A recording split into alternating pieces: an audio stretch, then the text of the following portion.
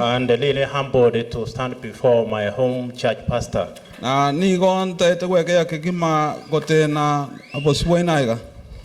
Pastor Chumanyaliga, you are most welcome. Pastor Piamono Kigima, naende kuarigani Kigima. Okay, I think we have 5 minutes. And the sermon is almost over. You may think that it's now I'm starting, but I'm coming to the end of it. Our title today, Living by God's Grace. When I was joining Form 1, I want you to be very attentive.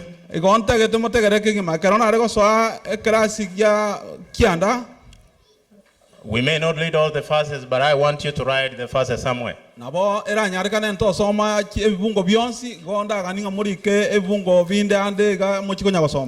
I was joining Form 1, my brother was the breadwinner in the family. He took me to one of the shops to go and buy the items that were needed when joining Form 1. It happened that the shopkeeper, the owner of the shop, was a friend. They were together in high school. When he gave me the items that were needed, he looked at me. Then he pointed a finger at me. He told me, young man, remember, this is a favor that your brother is doing. It's not a right. He has his own children, of whom he's supposed to support. When you go to Form 1, make sure you work hard. Living by God's grace. Grace is the unmerited favor that we get from God. It's a favor that God has given us that we don't deserve. It's the goodness of God to us that He has extended to us. That you cannot compare the favor of my brother with the favor that God has extended to us.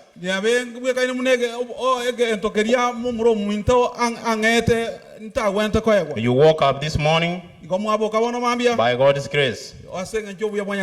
You drove to church by God's grace. So God has extended this favor to us. When we are part of us here in church, let us not feel others to be more worse than us.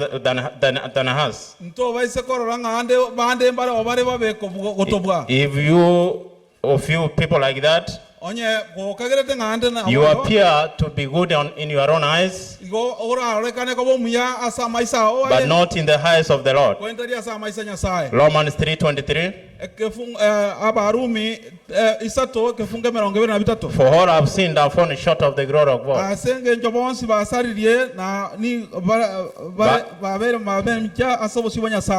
So we need grace that comes from the Lord. Because we have all sinned, God extended this grace to the sinners. He extended this grace to the righteous. Now, as trouble as we approach the time of the crisis that is ahead of us, the violence that is ahead of us, the persecution that is ahead of us. Let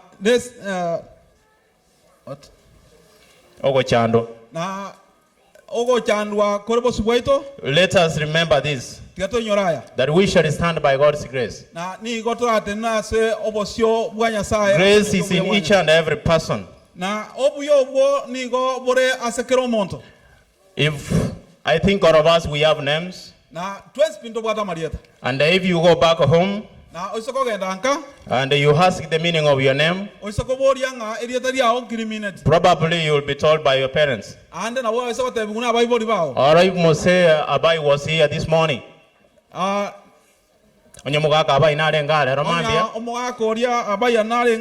could tell us the meaning of our name. It is only my name that he was not able to tell me. And I gave him an assignment to go and look for the meaning. So the names we have, they have significance in our life. I want to take you to the Bible. For those who have names that as a name, a letter E in between or at the end or the start. Evans, Enoch, Questa. I want to take you to the book of John 3:16.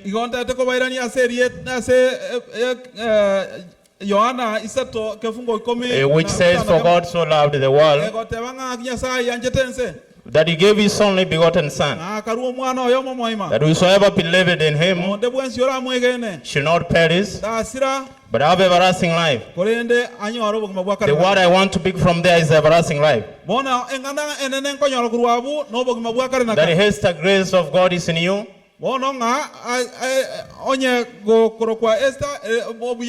Because he wants you to have the everlasting life. Heaven is the grace of God is in you. Because he wants you to have the everlasting life. He has given us the freedom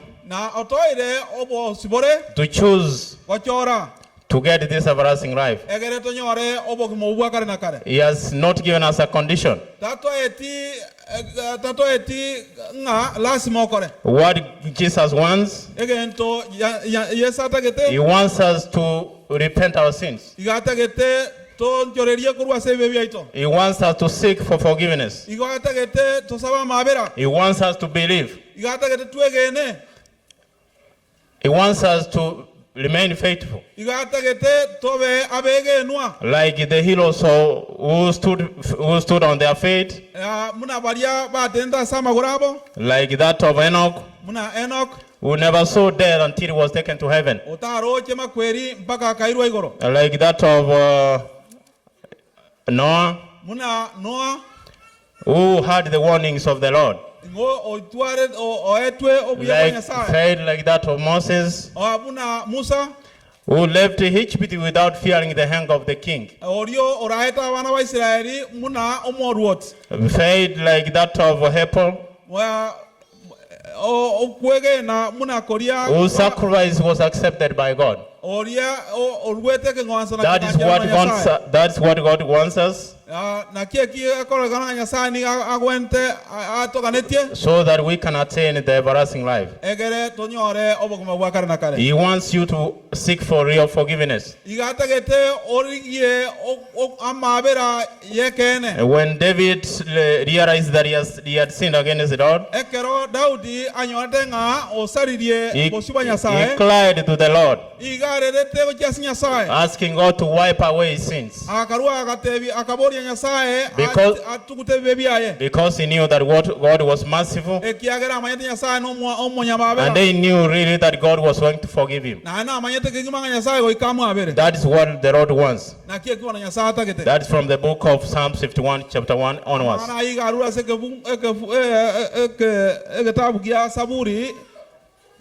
Psalms 51. So the Lord suffered because of you and me. He suffered because of you and me. He went through the hang-on in Calvary, so that you attain this everlasting life. We see him from the book of Matthew 26:36. When Jesus was praying in Gethsemane, he left the disciples aside. Then he went with the two sons of Zebedee and Peter akagenda naba murabali babere ba Zebedee na Peter to pray. akagenda kusaba. Then he told them, naenda akaruka batebi, the sorrow that is in me is so great that it has almost crushed my heart. Yes.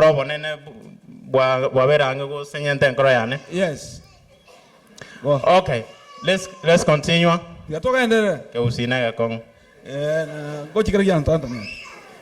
Then we see Jesus. He threw his face downwards.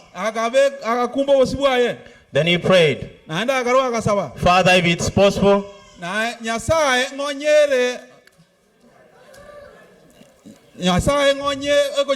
take this cup of suffering from me. Not as I want, but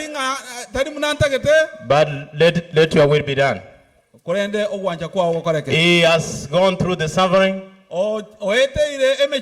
because of you and me. When I hear pastor preaching about the suffering of Jesus, that is the sermon that really touches my heart. Sometimes we have the videos on the crucifixion of Jesus. I sometimes don't look at those pictures. Just imagine the suffering that Jesus went through, where I say the sorrow that was in him was so great. When we lose our loved ones, sometimes we say it's really sorrowful. But that sorrow cannot be compared with the one that Jesus went through. It's because he wants you to attain the everlasting life. That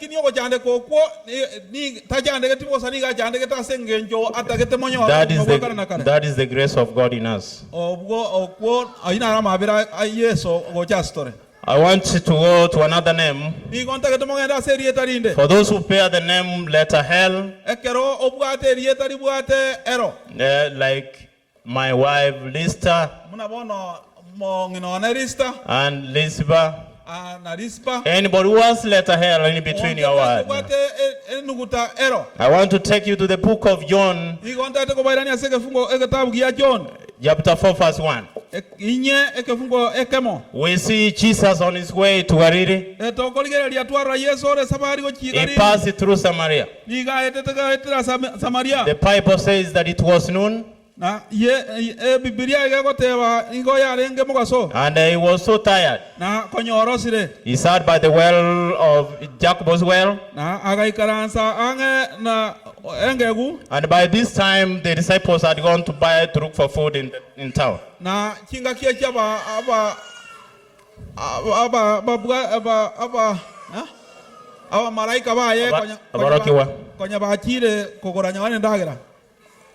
Okay, yes. Then as the Samaritan, the woman came to draw water from the well.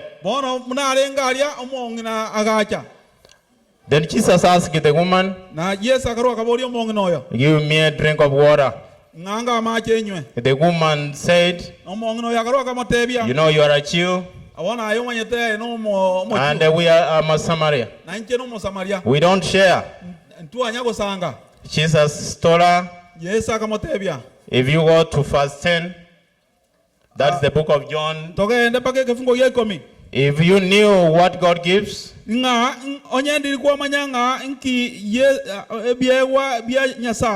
who is this that is asking for a drink?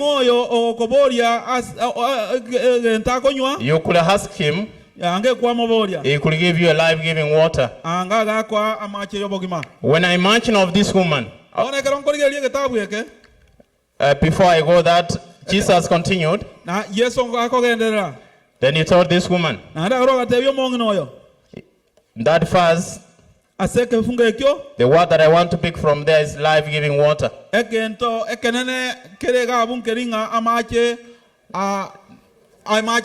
The woman asked Jesus for life-giving water. Jesus told her, Yesu akamutebia, go and bring your husband. genda orete omugako. The woman said, Omong'ina oyo agoroka akamutebia, I don't have a husband. timbwati musacha. Jesus told her, Yesu akamutebia, you have said the truth. igo gwatebire kene. You have had 5 men. You have had 5 men. Igo gwatwarira abasacha batano. And the one that you are staying with Na ori omenyete nere. is not your husband. Tari musacha oho. You have said the truth. Igo gwatebire kene. When I look at this woman, Bone karongori gedi omukungu oyo. she was an adulterer. Niga arenga omukungu omusaria. But look here, Lakini bono ligereria. she is asking Jesus for life-giving water. Niga koboria Yesu amu amachi obogima. Doesn't matter what you have done. It It doesn't matter whether you become a captive of alcohol. But Jesus wants to give you a life-giving water. If you become open and say the truth, expose your sins to Jesus, He's ready to give you a life-giving water that you will never be thirsty again. I don't lead him in water, but everlasting life.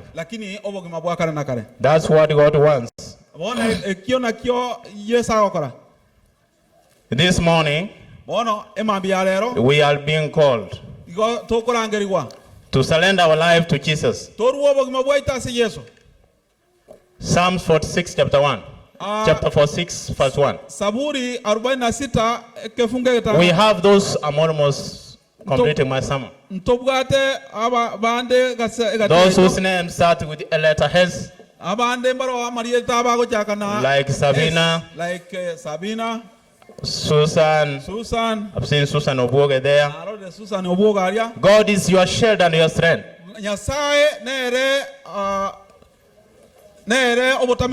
He's ready to help you in time of problems. Even if the heart is shaken, His grace is always with you. He will help you to overcome the temptations. What Jesus wants, you surrender your life to Him. We have others like Olina, Onyango, Kemwa. God is on our way. He is omnipresent. He is watching over your words. He is watching what we say. Wherever you go, just remember the grace of God is following you. Because He doesn't want you to get lost. I want you to remember this. With faith, we experience God's presence in action. It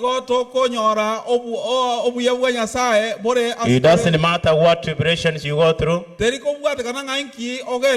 doesn't matter the problems, the circumstances surrounding you.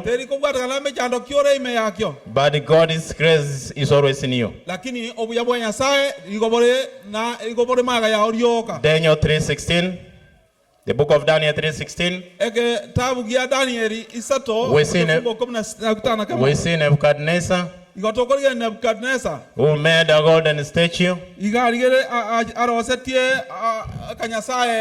The Bible says that it was 27 meters high and 3 meters wide. And 3 meters wide. Then he called all the governors, all those people who were working in his office, lieutenants, the treasurers, and they gathered them together. And an order was given, and it was time for the dedication of this statue.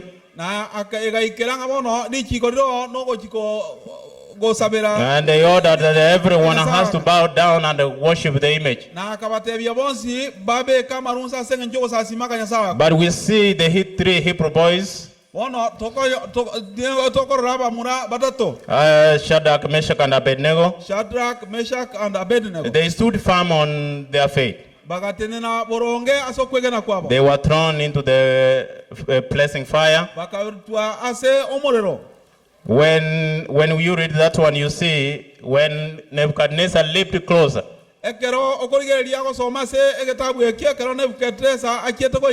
He saw 4 people. Then he called them out. Shadrach, Meshach, and Abednego. The Bible says that when they came out,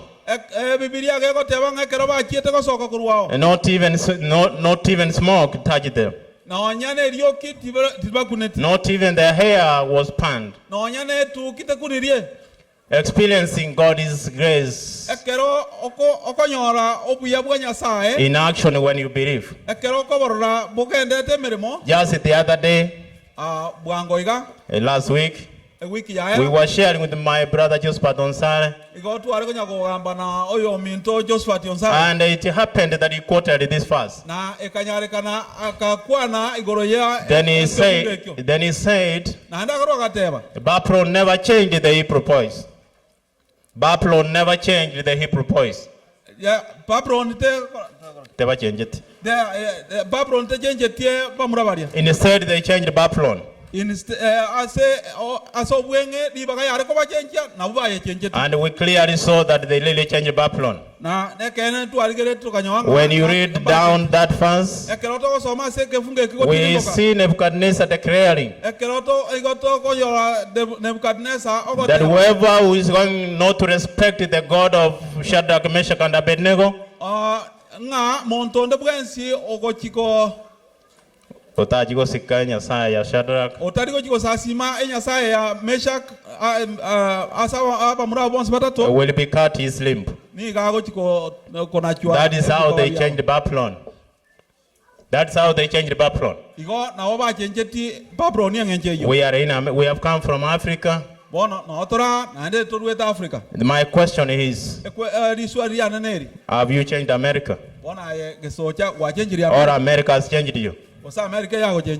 People, we come from home.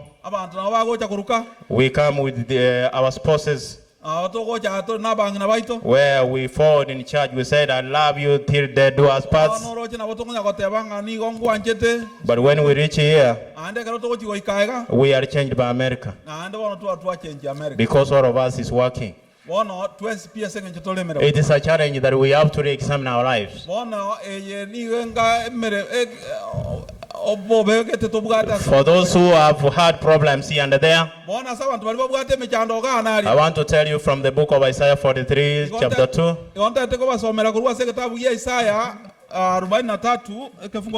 When you pass through water, the Lord says, I shall be with you. Fear not, for I am with you. I am your God. When you walk through fire, you shall not be burned. This is what happened with the 3 Hebrew boys. They stood firm because they knew God was with them. There was one young man. He had completed university. He went to look for a job. He got a job to be the manager of one of the real estates.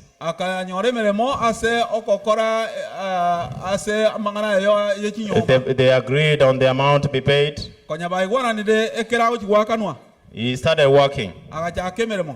He worked the first month,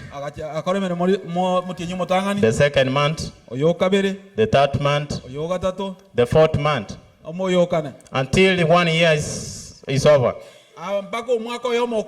Unfortunately, he was never paid. The boy got very annoyed.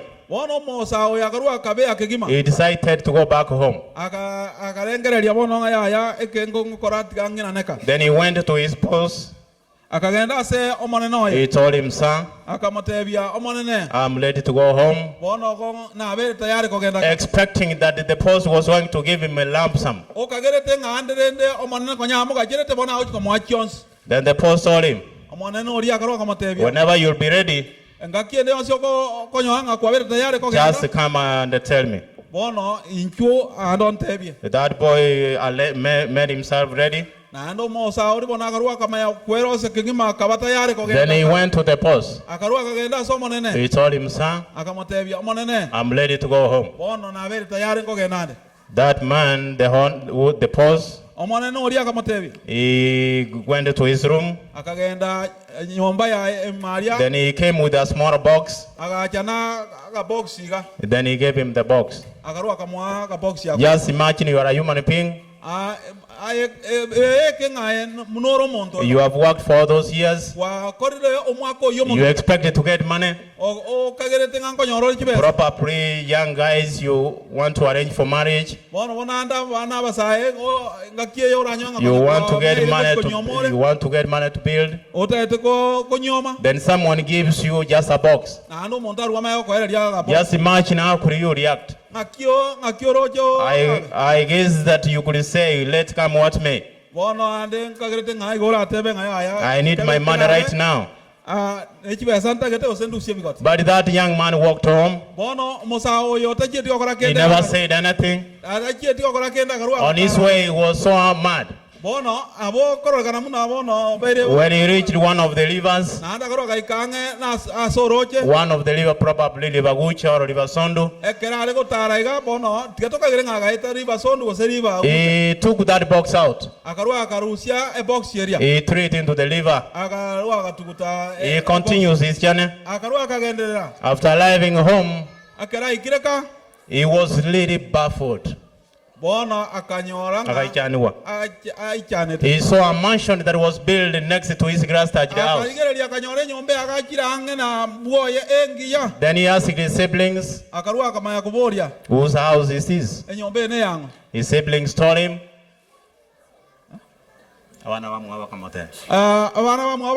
this is your house that your post used to come here every month to oversee the construction. When he moved closer to the door, he realized that the lock that was at the door, it needed a master key to open.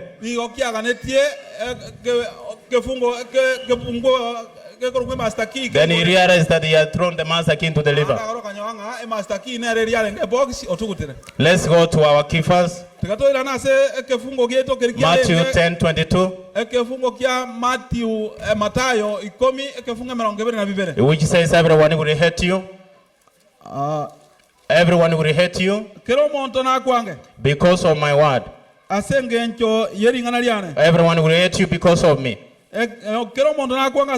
But whoever holds out to the hand